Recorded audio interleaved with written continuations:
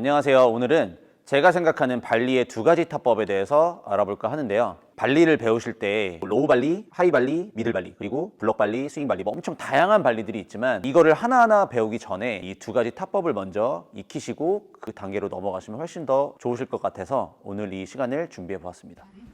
제가 먼저 두 가지 타법의 이름을 붙여 보았는데요. 첫 번째는 흘려보내는 발리고요. 두 번째는 끊어치는 발리라고 이제 이름을 지어봤어요. 흘려보내는 발리 같은 경우에는 뒤로 이제 빠졌다가 나오는 스윙이 이제 연결되게끔 해주는 스윙인데 이 스윙의 특징은 사실 임팩트가 될 때 우리가 힘을 주는 타법이 아니고 내 라켓이 가속도가 살아가는 과정에서 그대로 임팩트를 그냥 지나가는 듯한 느낌으로 공을 쳐주시는 거고 그 다음에 끊어치는 발리 같은 경우에는 실제로 라켓이 뒤로 갔다가 나오는 게 이제 연결되는 느낌보다는 좀 기다리고 있다가 공의 임팩트 지점에서 내가 실제로 힘을 딱 주는 느낌이 강하고 이 발리의 특징은 흘려나가는 느낌의 스윙이 아니고 앞에서 뭔가 브레이크가 딱 잡히는 느낌이거든요.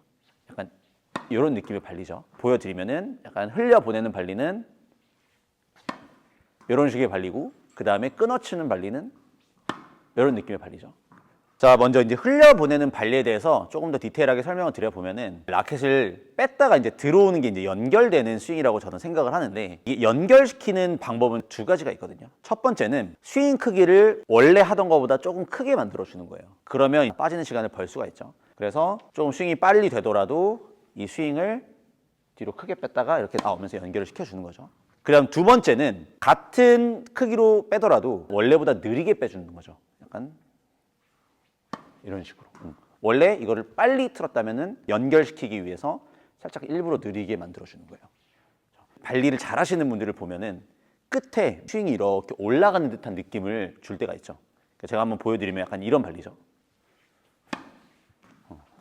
우리가 발리라고 하면은 위에서 밑으로 이제 찍어 누르는 기술이라고 생각을 하는데 그게 맞는 말이에요. 공과 이 라켓의 낙차로 인해서 언더스핀을 주는 건데 왜 굳이 뒤에를 드냐, 이거는 일부러 드는 동작이라고 생각하기보다는 그냥 들린다고 생각을 하시는 게 여러분들이 이해가 훨씬 편하실 거예요. 흘려보내는 발리 같은 경우에는 내가 힘을 여기서 일부러 딱 임팩트에서 주는 느낌보다는 얘를 그냥 떨어뜨리는 느낌이 강하거든요. 대신 여기서 중요한 거는 이 어깨에 힘을 푸는 거지 이 손목에 힘을 푸시면 안 돼요. 이 V자가 이렇게 풀려버리기 때문에 손목의 힘을 유지해준 상태에서 어깨의 힘을 이렇게 쭉 떨어뜨리는 거죠. 그네를 탄다고 우리가 생각을 하면은 그네가 이렇게 올라왔다가 이렇게 떨어지면서 이 중앙에서 바로 멈추지 않고 이 끝에가 살짝 꼬리가 들리죠. 이게 떨어지면서 여기서 힘을 억지로 주지 않는다면은 끝에는 자연스럽게 우리 그네 타는 것처럼 이렇게 들리는 스윙이 나올 수밖에 없어요. 이걸 일부러 드는 동작이 아니고 내려오는 반동으로 인해서 이게 끝에가 이렇게 들린다고 생각을 하시면 이해가 되실 것 같아요. 마지막에 이 라켓이 약간 헐렁헐렁한 느낌이 들면은 힘을 그렇게 많이 주고 있지 않은 거죠. 근데